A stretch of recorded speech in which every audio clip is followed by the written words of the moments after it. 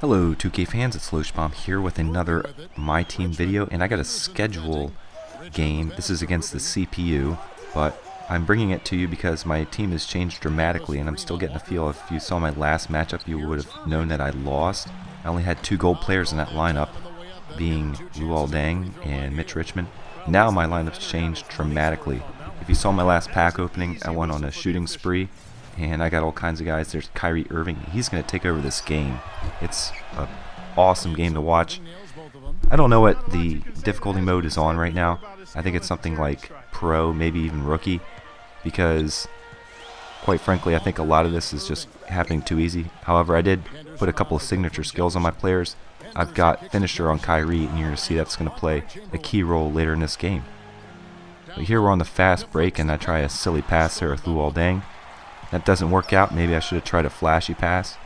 I'm still getting a feel for the controls, but in this game I feel like I start getting a better handle on things using the shot stick instead of the X button more to make shots. And I found it's important to get a good feel for that shot stick to get those good animations off, especially when you're driving to the basket. If you're not going to use the shot stick for your shooting as you drive, you're going to be missing out on a lot of animations.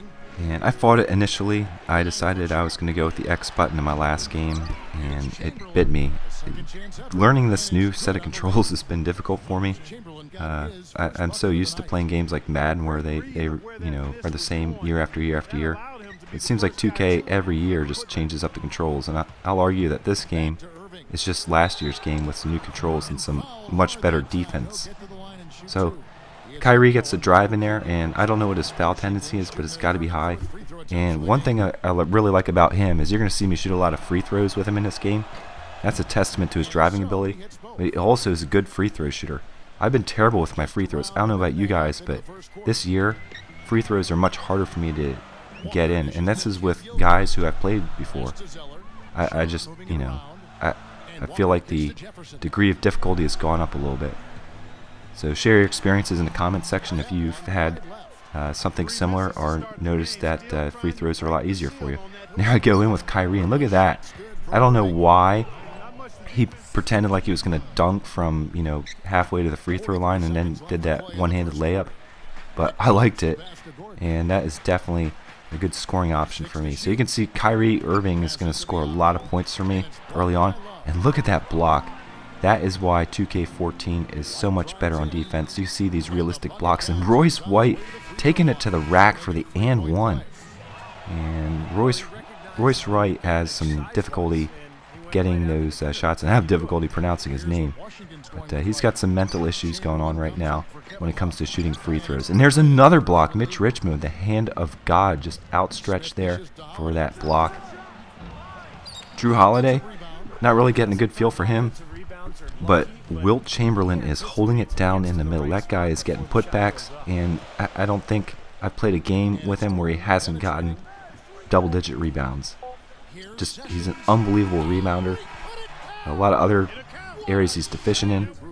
But if you want a guy that's going to clog up the middle and get those boards, he's your man. And that's why I'm starting him. Of course, I don't have any other gold centers, so makes the decision pretty easy for me. Alright, let's go with Kyrie here. There's a pass. That was a terrible pass. I don't know how that worked out, but now you can see I'm passing around the arc. Let's see if we can go to get some post moves here with Shawn Kemp. And he does a reach around kind of jump shot there. That's good. And he's hype. We are getting a pretty sizable lead. It's not like the last game where I'm starting to get crushed early on. Let's see if he can get his free throw off. Now, I was pretty good last year with Shawn Kemp. I was a B, but I was probably, and this is just my rough estimation, about 75% with Shawn Kemp last year. So, kind of surprised that didn't go in. Mitch Richmond is not really a fixture in my offense this game because I'm using Kyrie so much. He's just so good. Luol Deng is there to create some pressure. I get the rebound there. And I've got to say, I've got a pretty good feel for my team so far. I'm really liking the way they play. And I think the one area I need to improve in is the small forward position. One, because my small forward is not that good. I got Luol Deng. But two, that is a very powerful position in this game. If you think about LeBron, Kevin Durant, and then some of the legends that people can put there, like Dominique. It's important to have a good small forward. And Luol Deng, he's a versatile guy, but he just doesn't really get it done. And my backup is Royce White, so I'm kind of having difficulty at the small forward position. And look at that block by Kemp. Oh my gosh. All right. Kyrie with the spin move, and that goes in. Kyrie coming through. He is quite a score for me. But I got to get a small forward. And once I get my gold small forward, a guy that is acceptable for me, somebody that can score but also, is versatile, I'll be done. I mean, that's the team I'm going to roll with for at least the, I think it's called the out, but I call it the 8th or 9th seed. And you'll start seeing me play some real opponents. I'm going to put some SIG skills on these guys. I already got a few. One of the things I think that 2K really took advantage of this year, and here we go, Kyrie in the lane again. 2K took advantage this year by making the packs the way that they did. Yeah, we get a player in every pack, but the packs are way more expensive, which means the signature skills are much harder to come by. It's harder to collect them all. Last year I had a collection. I mean, you couldn't hold all your signature skills, and every pack you get like 2, maybe 3 of them. It was pretty awesome. This year, you really got to think about where you're going to put those signature skills. I mean, I've spent, I've opened 10 gold packs so far. So that means I've got, God, look at that dunk by Kyrie, just driving in the lane. It's insane. Oh, man. I may play with Kyrie over just about anybody at point guard. Even, I'm the away team of my mascots out there doing a dive. Wonder how that guy got invited in there, unless he's the mascot of the Bobcats. I can't believe that's a Bobcat. But getting back to the SIG skill discussion, the SIG skills are much harder to come by because if you're paying 10.5 thousand VC per pack for a gold pack and you're only getting 2 signature skills because the players in there, now that's one less slot for those SIG skills. It's harder to get these SIG skills. So you may actually have to spend more money to get these SIG skills than you will to get a good team together. And I got to buy some silver packs because I need to get Dimer. That's, I think, a must. Well, Kyrie's not, Jesus in this game, but he's pretty good at shot clock block. The signature skills are just going to cost a lot of money, and you can't take them off your players again this year. You can't stockpile them. So you really got to think ahead about where you're going to put those SIG skills. And for me, the 2 most important ones are floor general and defensive anchor. You've got to have that on a player. Look at that floater. Kyrie, I'm getting it done here with this shot stick. All right. That floater, that's like a real floater, not like the fake floaters that you had back in 2K13. 2K13, you just run and, launch one from halfway between the 3-point line and the top of the key, and it would do this massive rainbow. That looked like a real floater. I mean, he is in close, and he just punches it up over a defender right next to the rack with a very high arcing shot. Mitch Richmond there, as this game ends, is getting his 3 points in there.